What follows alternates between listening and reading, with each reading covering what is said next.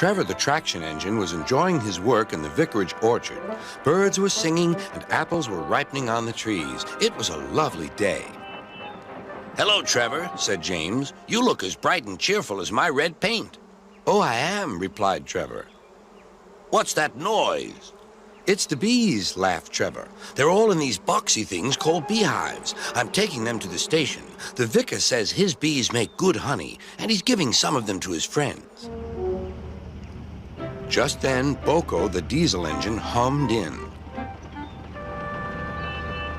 "Take care, you two. Don't make the bees angry. They might sting you." James didn't like being told what to do by a diesel, and he buzzed away. "Goodbye, Trevor," called Boko, and set off to see Duck at the next station. Bill and Ben, the tank engine twins, were busy arranging cars, but they scampered off when they saw Boko. "I remember the first time I met those two," laughed Boko. "They nearly made my eyes pop out. Edward soon put a stop to their games." "Edward is the only one who can keep Bill and Ben in order," chuckled Duck. "I sometimes call them the bees." "A good name," replied Boko. "They're terrors when they start buzzing around." James bustled in. "What's that, Duck? Are you afraid of bees? They're only insects after all, so don't let that buzzbox diesel tell you different." "His name is Boko, and he didn't. I wouldn't care if hundreds were swarming around. I'd just blow smoke and make them buzz off." "Buzz, buzz, buzz," retorted Duck. The next morning, James arrived at the station to collect his coaches. The passengers were excited and keen to get on board. The platform was crowded, and the porter was in a hurry. "Mind your backs," he shouted. Then there was trouble. The beehive fell and broke open. The station cleared like magic. James heard a familiar buzzing. The bees were too cold to be cross, so they buzzed around the fireman, hoping he'd mend their hive. But he didn't understand, nor did his driver, so the bees turned to James.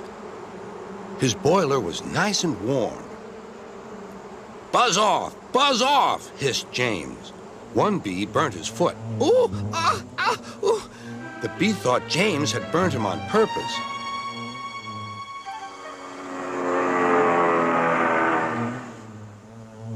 So it stung James right back on the nose. "Eee!" whistled James. He had had enough. So had his fireman and driver. They didn't notice till too late that they had left all their coaches behind. They tried everything to get rid of the bees. First, they spun on the turntable, but to no avail. They tried washing them off, but the bees clung harder to James's warm boiler. Then they tried smoking them off by going through a long tunnel, but still the bees wouldn't go away.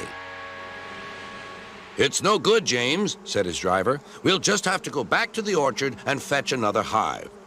James's reply was drowned by the sound of buzzing.